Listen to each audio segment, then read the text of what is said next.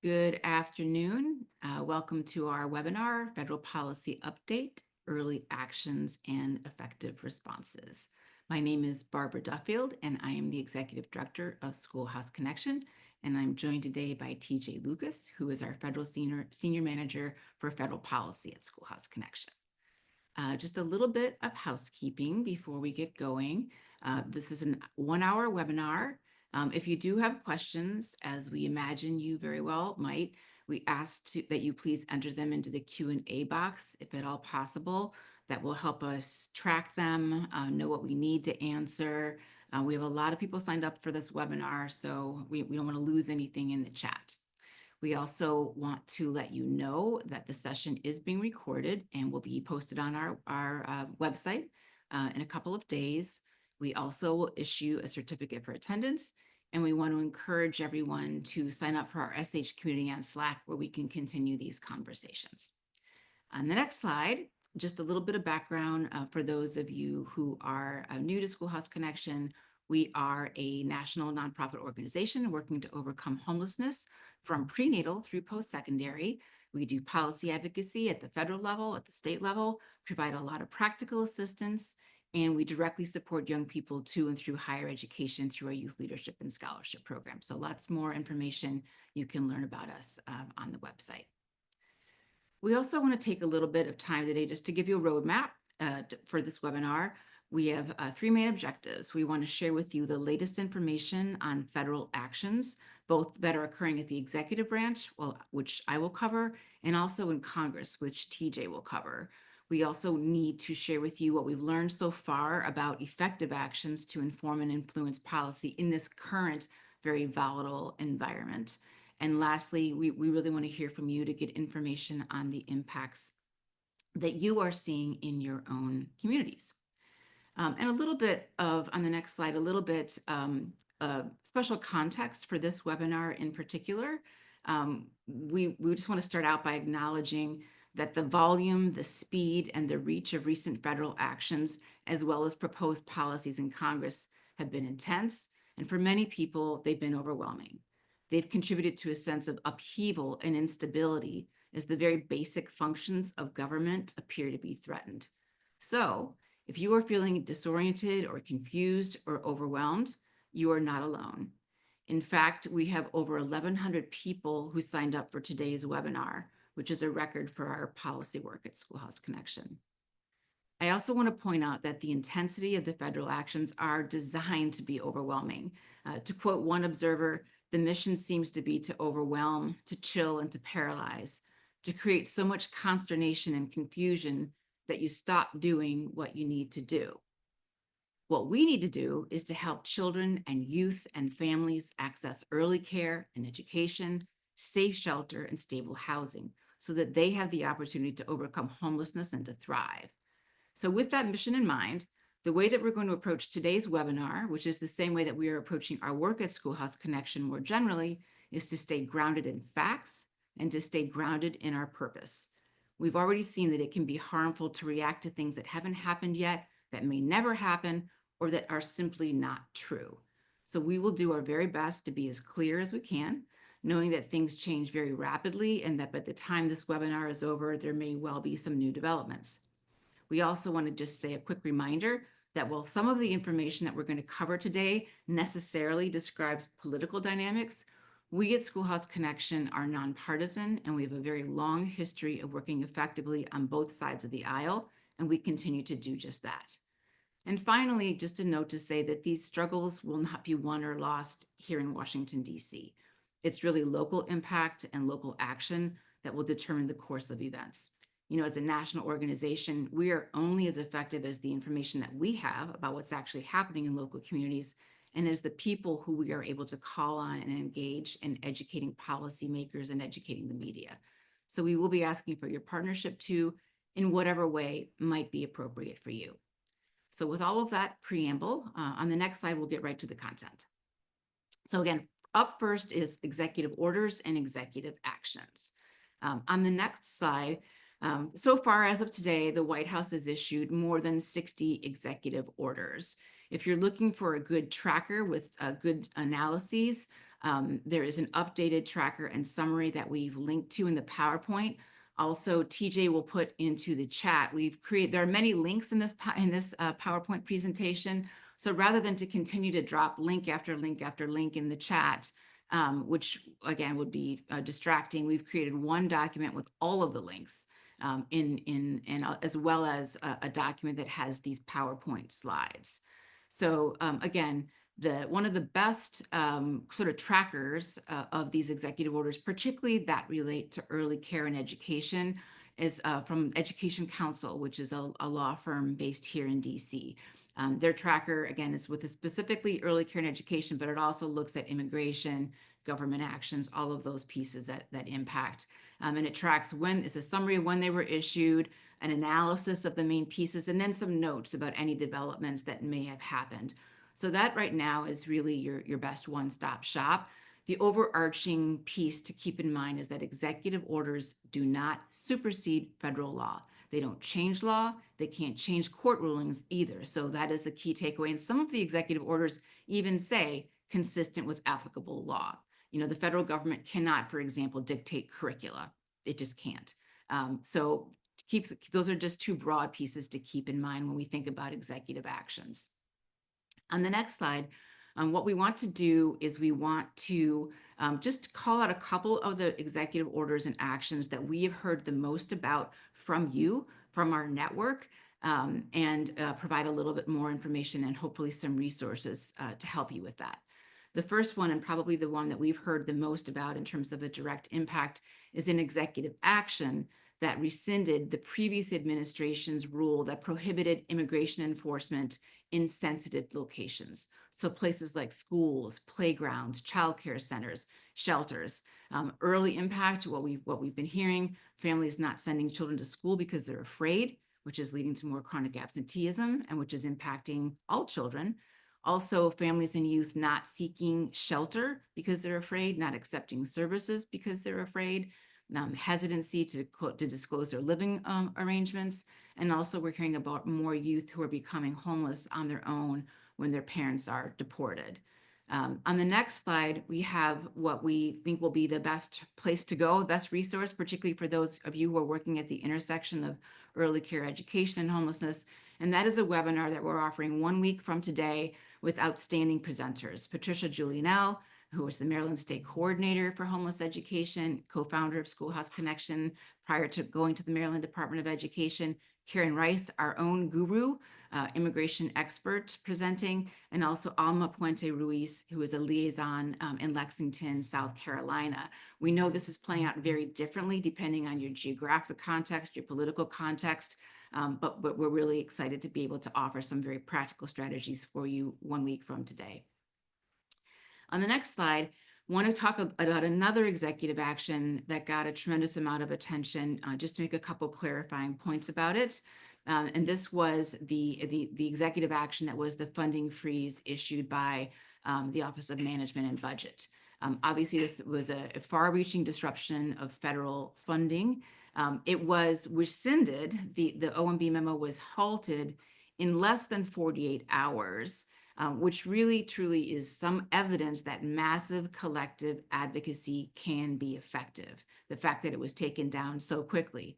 So while it was rescinded, we do continue to hear about lingering impacts of the freeze, and we want to know what those are. So we're hearing continuing impacts from hesitancy to spend because of fear that funding could be pulled back again. We're also hearing that in some agencies, political appointees are still blocking funds.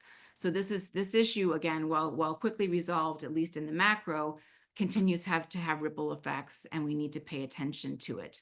And just very quickly, part of the great concern was that you can't pause the need to eat. You can't pause the need to stay warm. You can't pause the need for kids to be safe. So it was disruptive in and of itself. But also the U.S. Constitution, federal law, and the courts stipulate that only Congress appropriates funds. So this freeze really has hurt negotiations over the fiscal year 2025 budget, and that's part of the lingering effect from that action.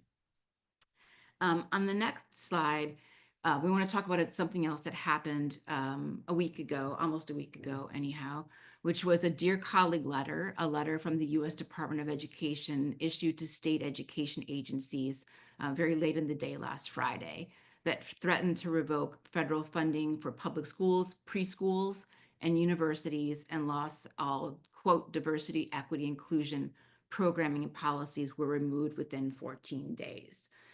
There's a link to the letter and more information there. But again, to call attention to the fact that the letter itself states in a footnote that Dear Colleague letters are not law and they are not binding. They don't change court rulings. They don't change legal precedent. So very important to keep that in mind. Having said that, we know that this letter has caused confusion and concern and fear. It's a very broad overreach, a very broad interpretation of civil rights law, of the Supreme Court case around race-conscious admissions, and it's almost certain to be challenged in court. The single best thing that we can tell you right now, if this is something of that you're either charged to work on or you're concerned about, again, is a link to an analysis done by our partners at Education Council. It both kind of goes through the analysis and also provides some recommendations for agencies as well. It's a little bit, I would say, on the detailed side. So if you're working with an agency, maybe something to share with your attorneys, but is the best resource that we've seen to date on this particular executive action. The next slide, the next couple slides really talk about an executive order that has not been issued yet. We typically don't put out things or do analyses about things that haven't happened yet because that can cause more fear, more speculation, and more panic. But in this instance, we did, because it was being reported everywhere, every major news outlet. We were getting questions about it. It was brought up last week in the confirmation hearing for Linda McMahon for the Secretary of Education. So to share what is expected, but again, has not yet actually been issued yet, this would be an executive order that would to direct Ed to cease any function that isn't required by law, by federal law. That's a little bit of a false flag because almost everything Ed does is required by federal law, but nonetheless, cease any function not required by federal law. Also to direct the department to develop a legislative proposal for Congress that would formally eliminate the Department of Education. So this is a clear acknowledgement, and it came up again last week in the confirmation hearing, that only Congress has the authority to eliminate the U.S. Department of Education. It was created by an act of Congress, and it would need to be repealed by legislative action. To date, in this session of Congress, only one bill has been introduced in the House. It's the same bill that was introduced last year that didn't go anywhere. There was a bill, however, at the end of last session of Congress in the Senate, and we have a link to it in our list of links, that would in more detail describe the repealing of the U.S. Department of Education. That bill has commonly been described as moving different federal programs to different federal agencies, and it does do that. But what it also does is flat out eliminate certain federal education programs, including, for example, the McKinney-Vento education program, including, for example, Title I Part A, which would mean that those protections for children and youth in foster care would no longer be in place. So obviously, this is something we're watching very carefully to see how that legislative effort actually takes shape. And again, we'll as soon as it's actually issued, we'll have more to say about it. In terms of the timing of that, it's our sense that probably we won't actually see it until Linda McMahon is confirmed as Secretary of Education. On the next slide, you may be wondering, well, what are the U.S. Department of Education's legal responsibilities with respect to the education of children and youth who are experiencing homelessness?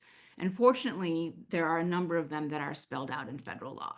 So Section 724 of the McKinney-Vento Act specifies the core responsibilities, the core functions that the department has to uphold, which includes, of course, reviewing state plans, administering the grants to state education agencies. For those of you who are not in education, the state education agencies then administer those grants to local education agencies through a competitive process. But at the federal level, they administer the grants to state education agencies, required to provide support and technical assistance to states, either upon request or where documented barriers persist, to conduct evaluation, dissemination, technical assistance activities, and publish guidelines and a report to Congress. So that in a nutshell is what the U.S. Department of Education is legally required to do for children and youth who are experiencing homelessness. On the next slide, we want to talk about the broader concerns because that may be what the statute says, but if the agency is effectively gutted, it's very hard to carry out those required responsibilities. So this really gets us into some of the executive actions by the Department of Government Efficiency, aka DOGE, which is an initiative, of course, of Elon Musk, who is the world's wealthiest person. So some of these, again, broadly reported activities to reduce the Department of Education and other agencies, mass firings, pressuring people to resign, putting staff on administrative leaves. There's been a lot of cancellation of contracts, canceled contracts for research, for data, evaluation, technical assistance. For example, the regional education labs, comprehensive centers, all of those contracts were canceled very recently. And we've also seen just documents being removed from the department's website and from other TA education sites. So we're very concerned about this because, again, the ability to carry out the law is very important. And it's not just the Department of Education. So on the next slide, to share with you some executive actions at other agencies. And again, there are many more. We're just sort of focusing on the ones that are most directly related to children and youth and families who are homeless. With respect to HUD, and also the Office of Violence Against Women. So for HUD homeless assistance, the prior administration, the Biden administration, announced $3.6 billion in the homeless assistance grants. That's the continuum of care for those of you who are working in communities and are more familiar with that term. So those grants were announced, but they were not distributed in December. And so there's a lot of concern right now about when they're going to be distributed because agencies don't have them. And that's like 7,000 projects who don't yet have their funding for shelter and transitional housing and permanent supportive housing. We also know that for fiscal year 25, some expected funding opportunities, some of those notices have been removed. So for example, for HUD, the Youth Homelessness Demonstration Program, that NOFO was removed. And in the Office of Violence Against Women, the transitional housing for victims of domestic violence and sexual assault was pulled down. And of course, also reports of significant massive layouts at those federal agencies. So concerned about that too. On the next slide, what you may be thinking, what can we do about DOGE? Like, how do you actually impact an unelected billionaire who's and many people who are running around in these agencies making these decisions? It's still true and it's still critical to express concerns to Congress on both sides of the aisle. Congress can impose limits in the fiscal year 25 and future budget negotiations. And we are beginning to see some legislators in the majority who are starting to voice concerns because of the impact on their states and their districts. So for example, on the next slide, just to give you some examples, and again, there are others, but this is reported, for example, Political Pro.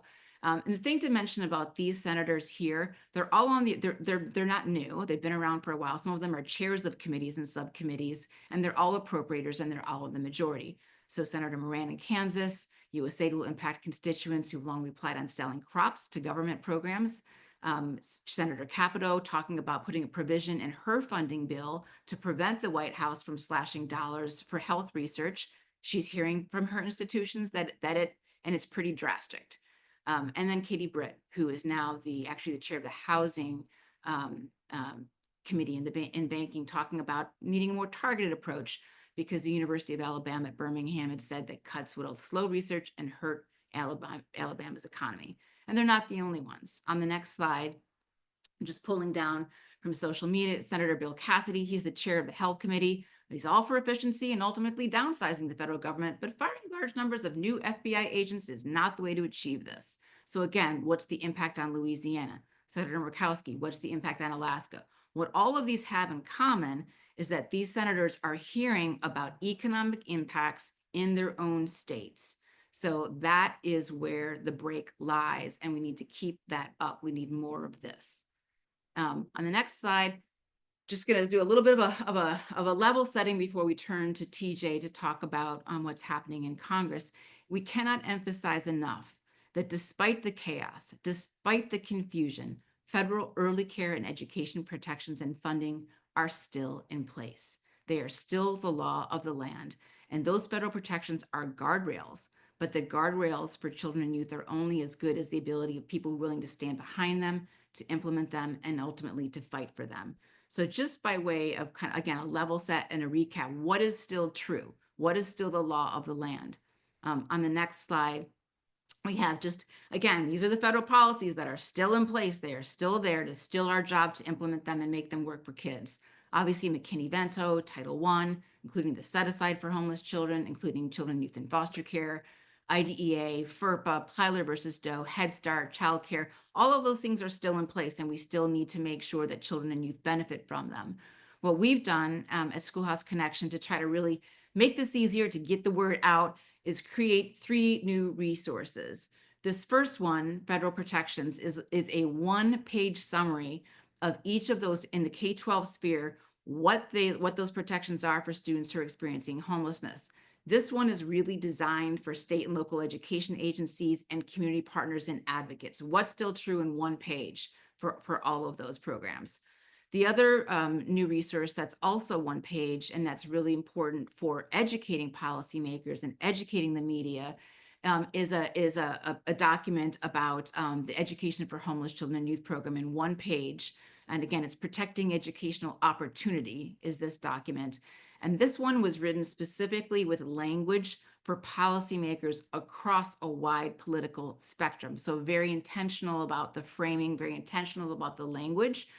So this is really good for educating, whether it's a school board member, a state official, federal official. That's what that document for. And then finally, we have a 2025 fact sheet, which summarizes the most recent statistics on homelessness, the impact on kids, about McKinney-Vento. That one really is for broader education as well as policymakers, and we've made it available in a downloadable template so you can edit it with your own local and state statistics. So we just want to say that those are some resources that we put out. What is still true?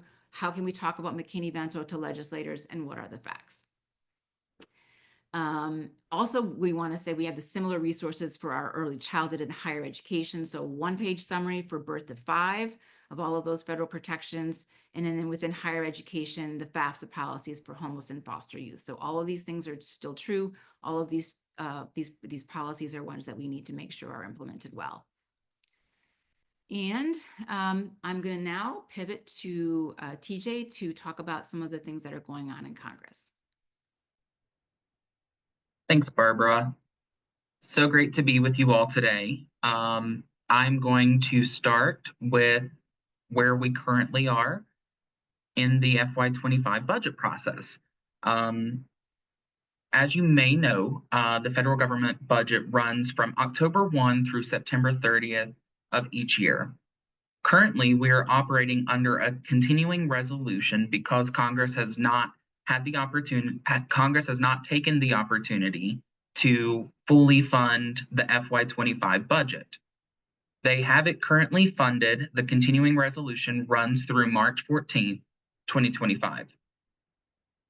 Right now, members of Congress and their staff are going back and forth on trying to figure out top line numbers and processes. But as you can imagine, with all of the things that are going on, things have been complicated, and it has been an interesting process to watch unfold. One thing to note that this could potentially have some disaster aid included, and it will require Democratic votes in order to pass. The latest that we've heard, and this is changing almost by the hour, negotiations have pretty much stalled. Republicans are opposing Democratic demands for assurances that the White House will not unilaterally cut congressionally appropriated funds. Congress really wants to make sure that the money that they allocate goes to the programs that is intended to serve.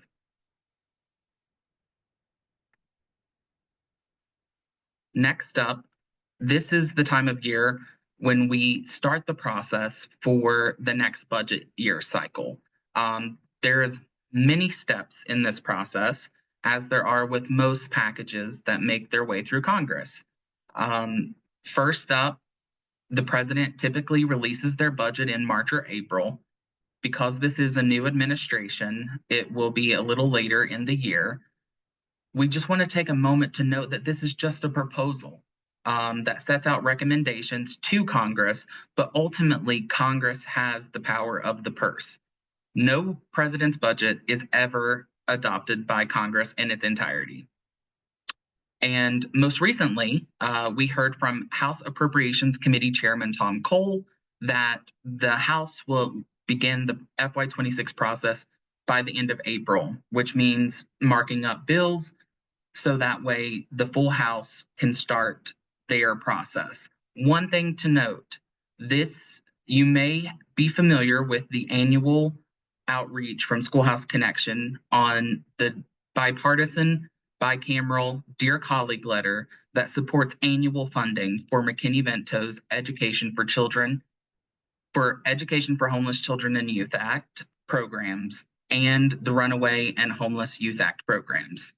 That letter, we believe, will be coming back in the same bipartisan, bicameral fashion, and we will be letting you know in the very near future that we will need you to contact your members of Congress to get them to sign on. Last year, we reported the largest number of congressional sign-ons in the history of the letter.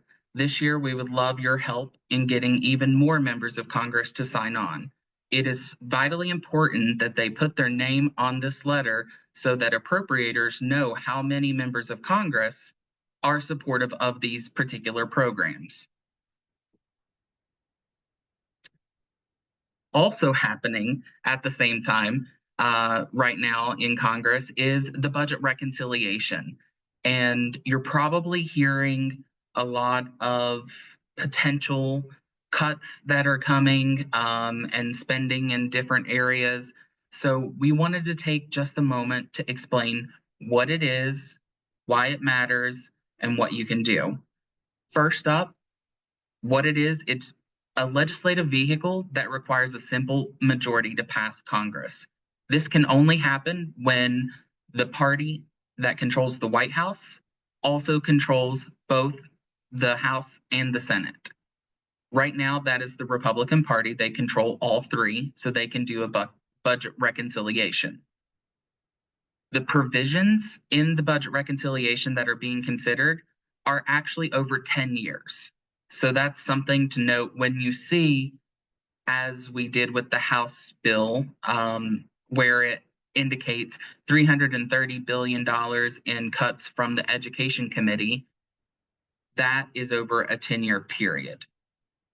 Under discussion currently are measures on the border and immigration, taxes, energy, offsets by cutting Medicaid, SNAP, student loan repayment programs, and we have a link to the list of the potential $5 trillion cuts that was proposed by the House Budget Committee.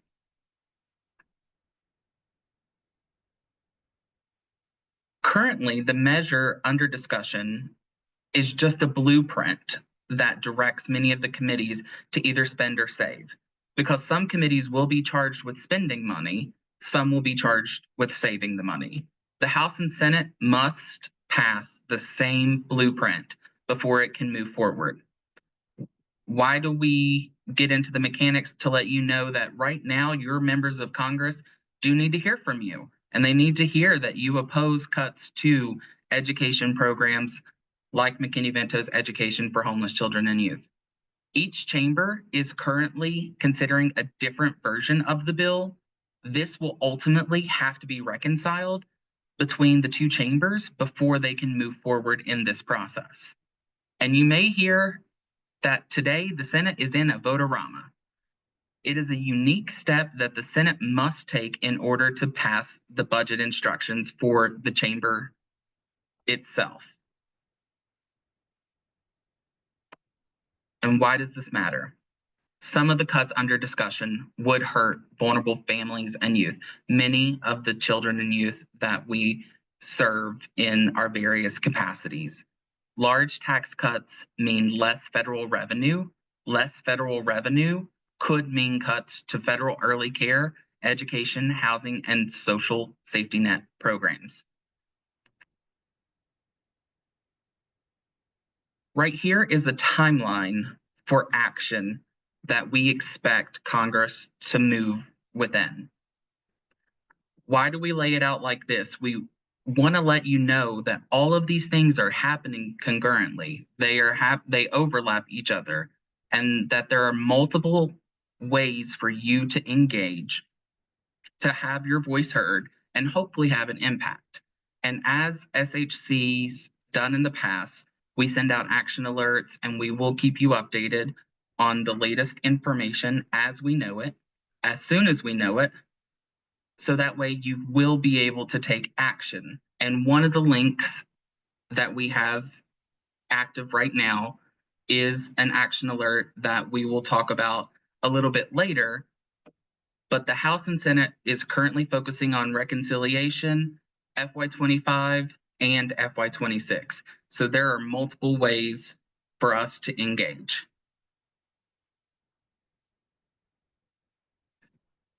If you are a part of an organization and have the authority to sign on, we work with two great coalitions because we recognize that our expertise is on serving students experiencing homelessness. Others have, and those same students are impacted by a number of other federal programs. We work in coalition with those partners to support the same federal programs that are supporting our students. One letter that is a deadline to sign on tomorrow is a higher education coalition letter that that calls on Congress to protect Pell Grants. And another letter that we're joining is protecting Medicaid, SNAP, and social services. This is with the Child Welfare Coalition, and the deadline to sign on is Monday. If you are not a representative of an organization or a community-based org, feel free to pass this along to those that you work alongside with every day. And I'll pass it back to Barbara. Great. Thank you, TJ. So now we're going to switch it and talk before we get to questions, and I've answered some and we'll answer more. And again, ideally, if you could put them in the Q&A, I've answered some in the chat box, that would be great. Let's talk a little bit about some of the strategies that we've seen that have been affected. And again, I just want to start by really emphasizing that these are not going to be won or lost in Washington, D.C. It's really in local communities where all of this is playing out. And the impact stories, the actual what is actually happening, what is happening as a result of something, what could happen as a result of something, if those are the pieces that are making the biggest differences. So that's where we need the engagement. We also know that we're in the midst of the first 100 days, and we're also in the first year. So next year the attention will almost immediately turn to the midterm elections, and we'll probably see different dynamics play out. But for now, rather than saying, it's not a marathon, it's a sprint, it really is a sprint, followed by another sprint, followed by another sprint. So that's kind of the way to think about it. You take a little pause, but you have to do another sprint, but it won't be forever. And then just to be really as direct as I can possibly be, if you wake up in the morning, you think, man, I wish someone would do something about this. Why isn't someone doing something about this? The cavalry's not coming. It's you and it's us, all of us. We're the ones who have to do something. So regardless of your role, if there's something you can do, even if it's very, very small, even if it's informing a community partner, if you can't do it, find somebody else who can, or just to talk about it to your neighbors in your houses of worship. So even if it's small actions, they do make a difference. On the next slide, we sort of on the left hand, some of the things that we know to be effective. Some of this are true for this and have always been true, and some of this is true in this current environment. So again, it's policymakers, but policymakers pay attention to what people are talking around them in their own communities. So it means broader education, educating your neighbors and your communities. And again, we can help, we can draft, for example, an op-ed, and then if you help us find someone who can submit it. So we can provide some help there in terms of educating the community. Also, again, educating legislators and their staff, and we'll have a little bit more about some of the ways that can be done in a low lift sort of way. Sharing the data, we 100% see when we share data, whether again with the public or policymakers, people pay attention. They just don't know how many children and youth are experiencing homelessness or the impact on families. And it's also persistence. We need to keep responding to those action alerts across issue areas. I mean, as TJ mentioned, we work in coalition. So we may not be the expert on SNAP, but we know who is, and we're going to be persistent day and day and day and day again.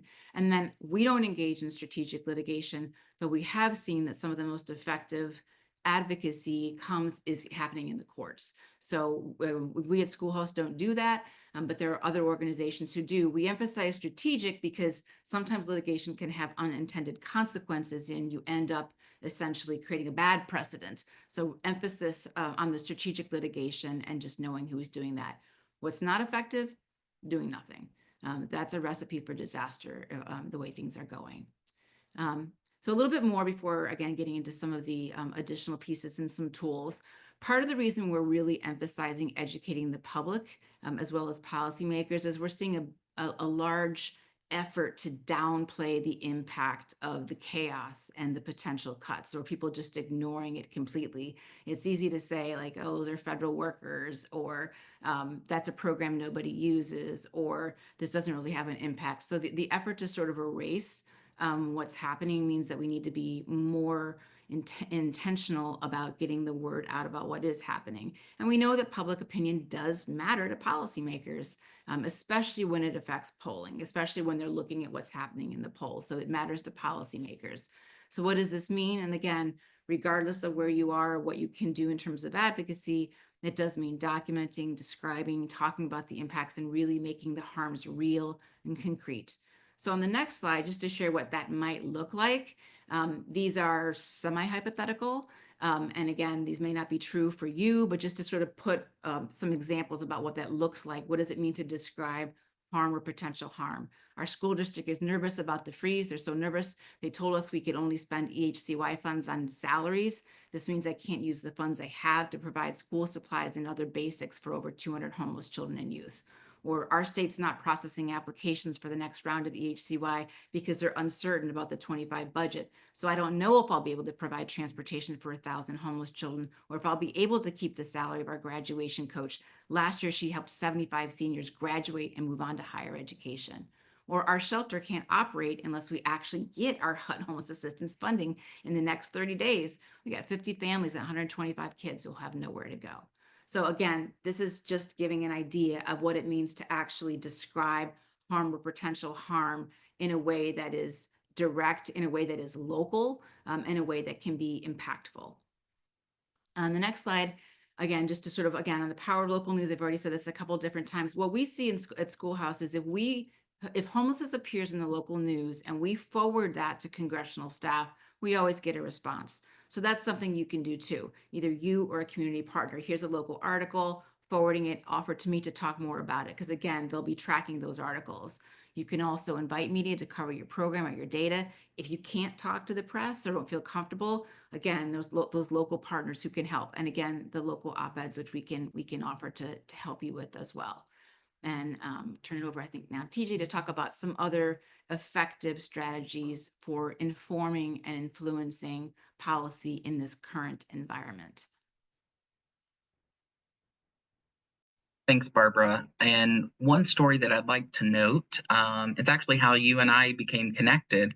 I am a former congressional staffer. I worked in the Senate for my home state of West Virginia, and I covered the education and housing portfolio.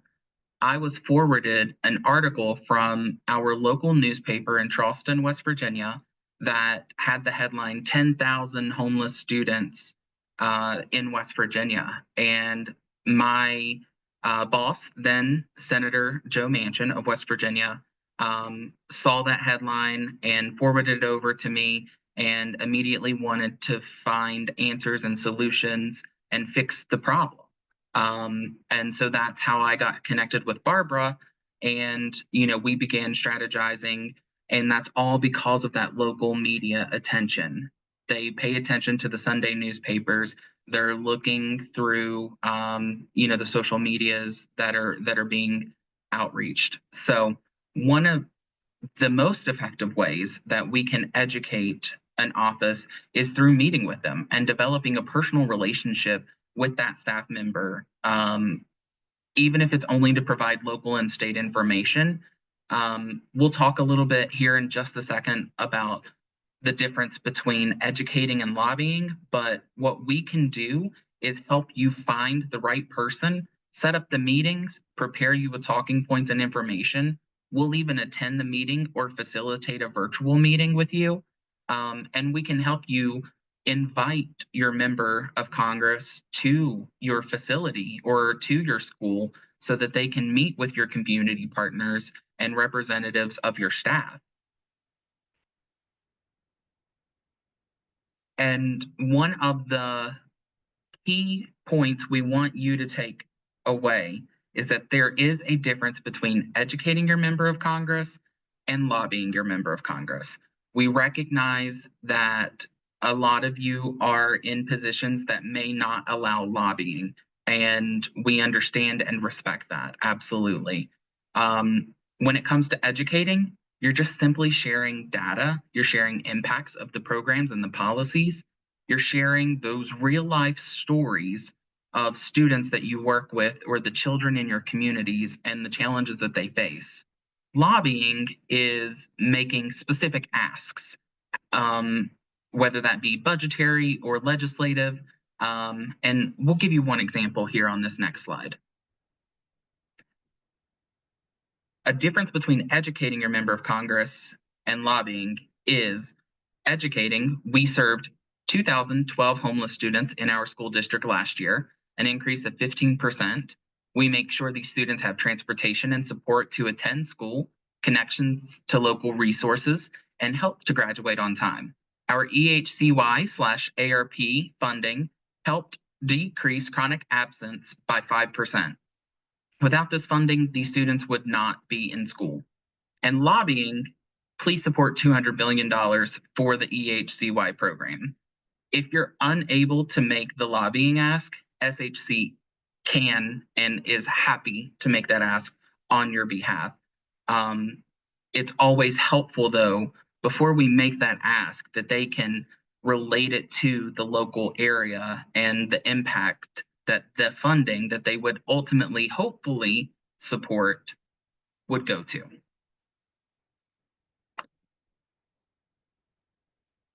Right now, we have an urgent message that we are hoping to get to members of Congress. There will be a link in the PowerPoint provided. This is also linked on our website, and it is to let them know that you want your members of Congress to represent your concerns and about what the White House is doing with the current funding. We want them to oppose massive cuts in vital programs like Medicaid, SNAP, and student loans in any budget reconciliation bill. At the same time, we want them to support funding for federal programs like EHCY and RHYA. You will be able to fill out this information and even personalize the text at our action alert.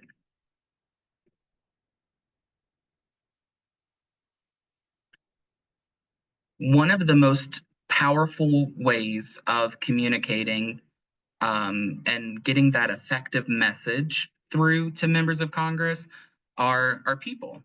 They listen to the people in their lives, just like we do, right? We listen to our spouses, children, friends, and colleagues. So we challenge you to think a little outside of the box. Do you know someone who knows someone in their circle, like that goes to their house of worship, that is an alumni of the same university and potentially had class with them, that plays bridge club with someone? Think through and honestly just put the word out there. And we can also help you think through different areas of interest for that particular member of Congress, if you are able to find somebody that knows them. Like, we can help put it with childcare or mental health or trafficking. Whatever interest the member has, we can tie in the issue of children and youth homelessness and the reason they need dedicated federal funding to support them.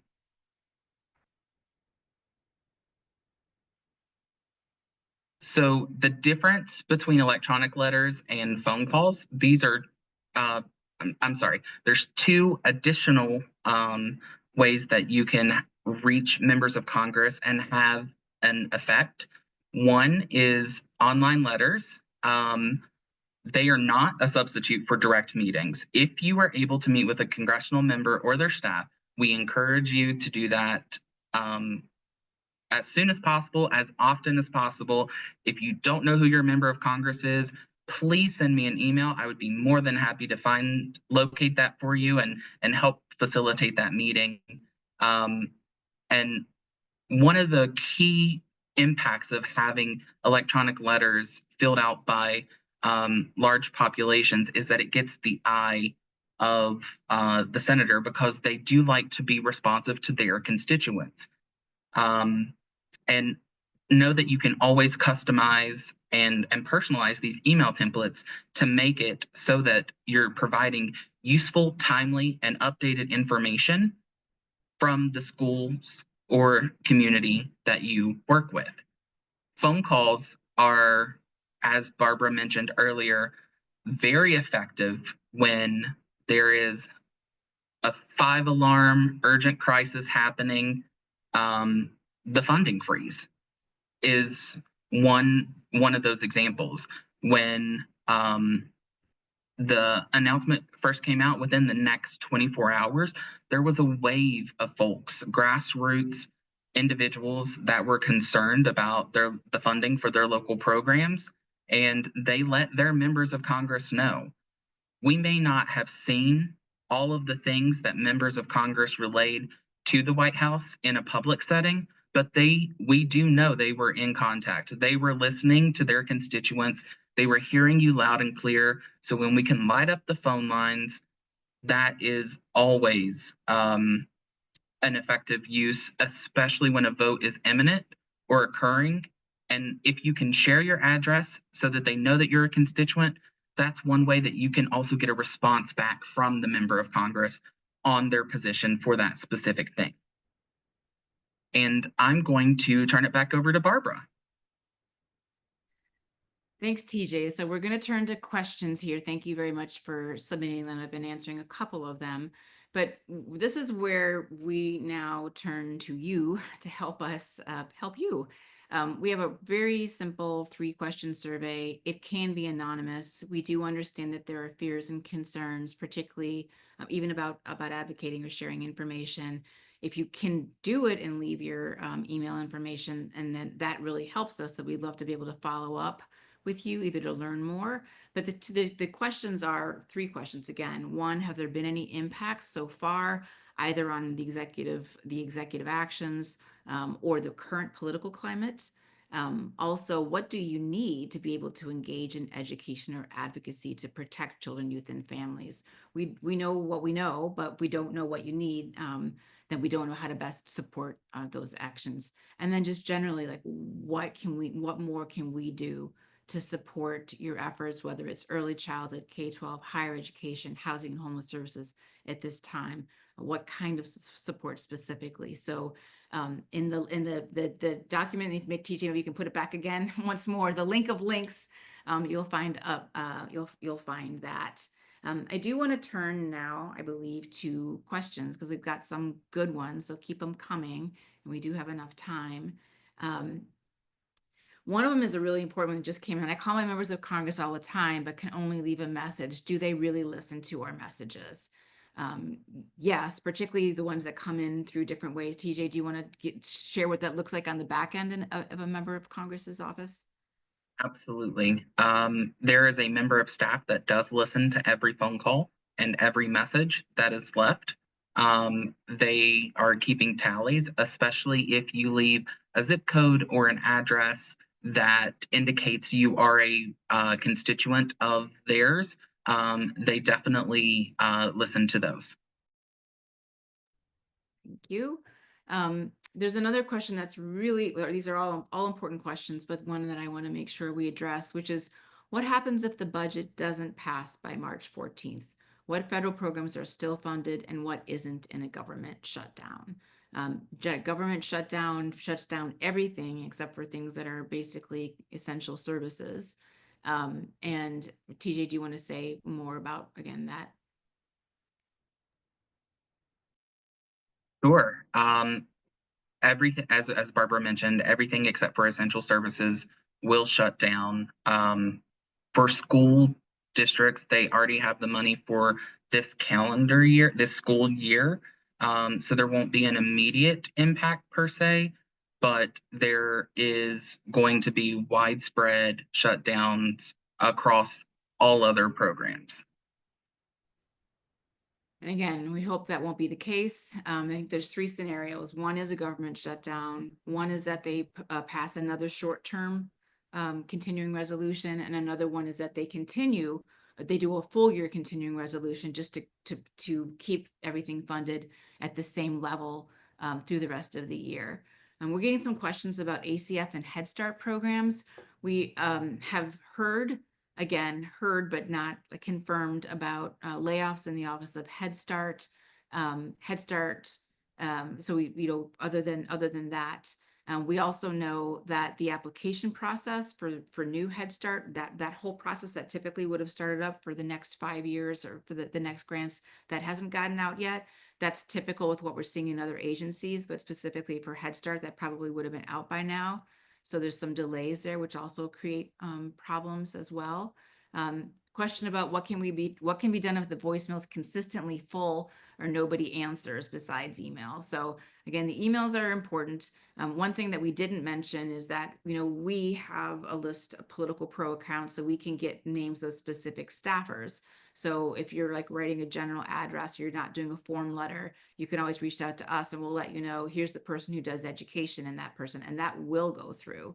And again, meetings are at the top of what's effective. Meetings are at the top of the list. So that's something. And then once someone's met with you, they kind of have to return your email. They should return your email once they've actually met with you. TJ, there was a comment about Votorama, both in the chat and whatnot. So could you just explain what Votorama is?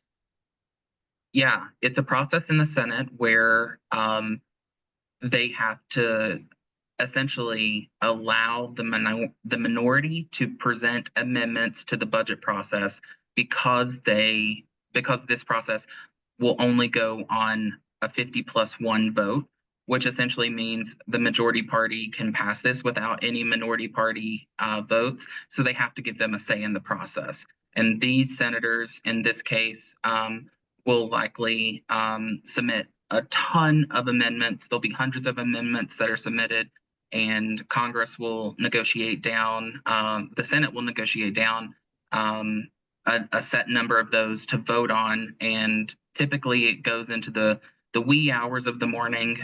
So if you are bored later today, I encourage you to turn on C-SPAN and catch on some of that action.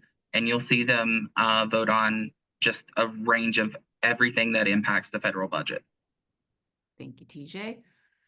So I'm going to try to answer as many questions as we can. I have education staff funded through YHDP. It's my understanding when awarded in 2023, we would be sustainably funded through our continuum of care notice of funding opportunity. Is it only FY25 not released as specified in your slide, but not previous year funding that's currently being affected? That's our understanding. However, we have seen agencies be slow to issue money that was already, that basically to hold on to money that should be out the door. So right now it's our understanding that it's the 2025 YHDP that's not released.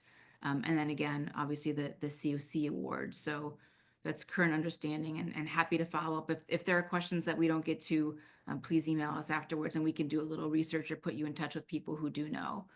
We also have a couple questions that are sort of on a similar point, which is, I live in an area that's mostly Democratic. Have Democratic representatives. They're generally supportive. Is there still benefit to writing and calling of them? And then kind of another question, which is, why are most Democratic legislators not acting urgency right now? Why are they so quiet? cannot answer that one, but what I can say is that it's important to hold both sides accountable. So, even if they're sort of saying the right things, are they saying the right things about the right issues? For them to let you know that you're still watching, you still are a constituent. So very important. And then if, in terms of a broader reach, I think of my friends and family plan, like who do I know who's living, an area with members who are in the majority. So to think about people, again, socializing this idea that what's happening is not normal. It's not normal. We shouldn't normalize it. And again, both sides should be held accountable by their constituents, and we need to help get the word out about that. Question about, let's see, there was another one. Yes. Are there any updates on the possibility of disaster relief funding for those districts who were affected by hurricanes Helene and Milton? TJ, would you like to take that one? Yeah, SHC conducted a number of meetings with congressional leaders and their staff, providing local data from the states that were impacted. We've been doing it with the California wildfires as well, and also sending our thoughts to those in West Virginia and Kentucky that are experiencing flooding right now. There are so many things going on. We are hopeful that there will be some sort of that there will be another bite at the disaster relief funds, but with the current breakdown in talks for FY25 appropriations, that is actually preventing further conversations on that. Barbara, is there anything else I missed on that? Nope. So we are very much still working on it. We also have a question about, are we working with tribal leaders or partnering with the Congress of American Indians? Tribes will be negatively impacted with the reduction of federal funds. We rely heavily on Title I funding. Yes, the National Indian Education Association and others are those whose alerts we get in responding to them. We also are fortunate in that Senator Murkowski is now the chair of the Indian Affairs Committee, and her staff, who is heading up housing and working on education, also was a staff that we work with very closely on ARPHCY. So yes, definitely working across with our coalition partners as well. We are definitely going to be sharing the information broadly. You'll get all of the links out. I just want to answer one more question, which was about ARPHCY being affected by the clawbacks. And I think most ARPHCY funds have been out the door. And as far as we know, those states that applied for extended liquidation are still having those approvals happen. So that is as of 7:57 p.m. Eastern time on February 20th. So again, if we didn't get to your question, we'll follow up afterwards. If it was anonymous, you can email us afterwards. We're happy to do that. Again, we want to make sure you see next week the webinar on protecting immigrant children and youth experiencing homelessness. We also are excited March 6th. We have a webinar on supporting infants and new parents experiencing homelessness, a conversation with Infant House in Spokane, Washington. Very excited about that. And then really excited to share and announce for the first time our partnership with Attendance Works. We have a 2-part series about inspiring best practices for improving attendance of students experiencing homelessness. So we are keeping on, and we hope that you will too. And again, we are very grateful for your time, your attention, your partnership. Please let us know how we can continue to support you. Thank you so much. Our contact information too, I think in the next slide. You got our socials, and then you've got our email addresses as well. So again, thanks so much.